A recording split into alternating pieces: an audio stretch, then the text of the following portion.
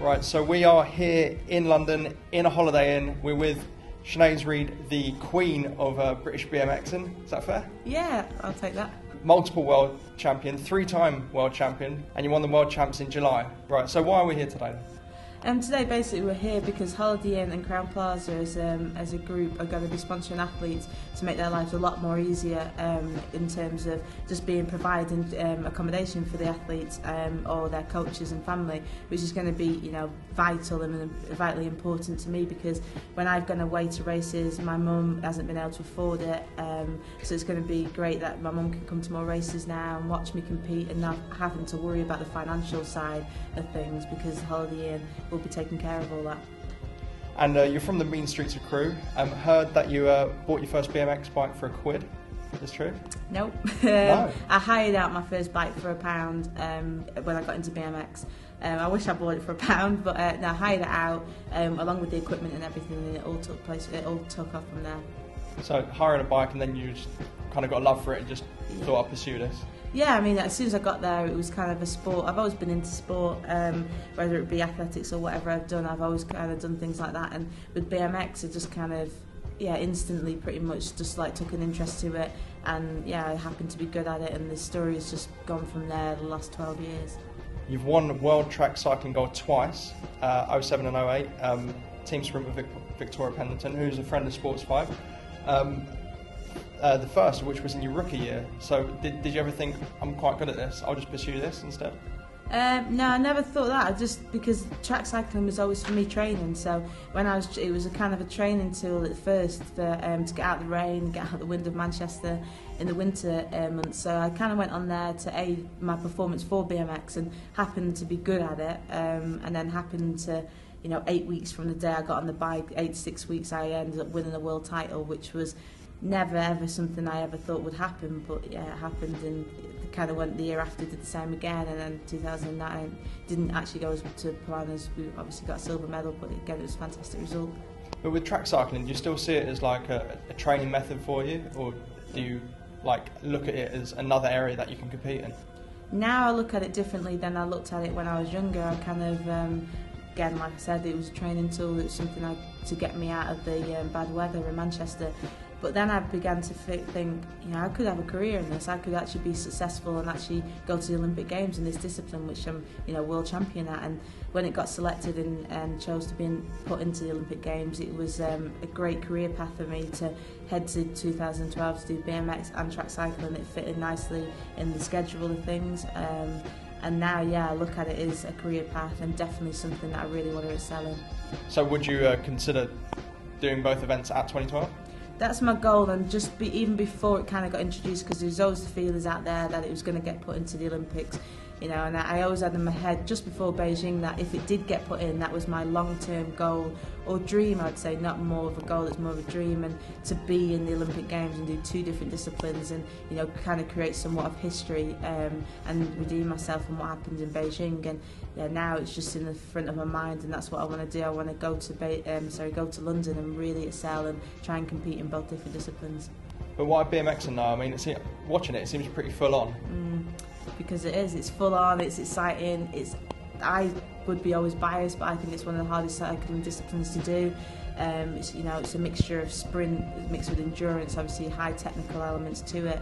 And it's a big challenge because every single track you go to in any part of the world is different, so you have to be very versatile as an athlete in that area, and it just appeals to me the fact that you can pick up a BMX bike for so little money and compete at a reasonably high level. And also, for example, my brother's 6 and he competed at the World Championships, and there's not many sports where you can do that, so it caters for absolutely everybody. We can't avoid it. We have to talk about that final. It was such an amazing race in general. Do you still think about it? Yeah, because it motivates me, and I have the picture at home that when I was lying in the last corner, because it obviously tells a story on not just that crash but the crash before that and the crash before that.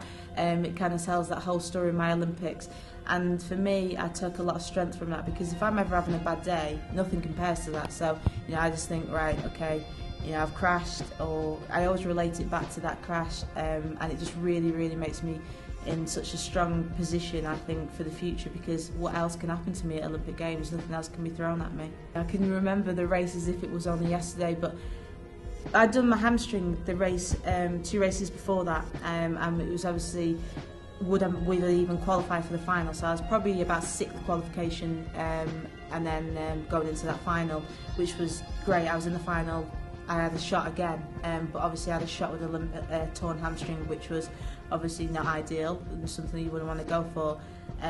Led the final out, and it was only that race I actually felt normal, because the Olympics took me by surprise. It really took me away from what I was used to, and in that final I felt normal, I felt relaxed, and I felt calm and composed, and thought I could win that final. And then when she passed me in the first corner, because it went back again to the first crash that I had when I slid out in that corner, I was very cautious of it. She passed me and didn't doubt. I didn't think, oh, I'm not winning the Olympic Games, you know, that's it, I may just settle for second. I still believe no matter what happened, disregarding her, I forgot even she was on the track. It was all about me, and it was all about getting to that finish line first. And going into the last corner, she wasn't even there. In my head, she wasn't even there. And I just went for it, I went for a goal, or went to get to first, because that's what I wanted to do. I wanted to win the Olympic Games. And she was just an obstacle, like a BMX jump was an obstacle. She was just there, and I wanted to get around that. Unfortunately, I didn't get around that. I ended up crashing out. And yeah, looking back now, would I have done things differently? Probably not. I probably wouldn't. I would have settled for 8th position, because knowing in my heart when I left that Games, I'd done absolutely everything I could to win that race. It was satisfying in its own right. But next time, maybe tactically I'd be a lot better to actually come around in it, or if that ever happened to me, to come around in a different way. Is that sort of defeat like a silver lining, because it spurs you on to go for gold in London? Yeah. I mean, everything seems like set up for it. Nothing in life is a guarantee, which I took away from the Olympics in Beijing, because won the BMX Worlds, won pretty much everything since 1999 when I started the sport, and I just think, whatever happens, you've just got to, react to that. I can't think this is the path, it's going to be fantastic, I'm going to win the Olympics. I can't think that. I've just got to keep plugging away, training hard, trying to stay injury free as possible. Whatever happen will happen. I mean, back home, you became like an instant heroine, kind of like representing, because it was like the first time that athletes were kind of a bit disappointed that they came away with bronzes and silvers, because they were all gunning for gold, and you kind of like epitomised that. So I mean, how does that feel to kind of be like this figure point for like going for gold, and that's it, gold at all costs? Yeah. It's nice, but also it's setting yourself way up there. To win a gold medal is extremely difficult, and I'm going to go to London in track and in BMX, or even if it's just in the one that I make the one, which is BMX. I'm going to go there and just go out with the same mentality that I just want to win. That's what I want to do. I don't train as hard as I train, and commit myself to my sport as much as I do to get a silver medal. Silver and bronze and whatever, even in the final, is an amazing achievement. But again, for me, the same mentality I'll bring into London is gold or nothing. So next stop, London then? Next stop's London. Fantastic.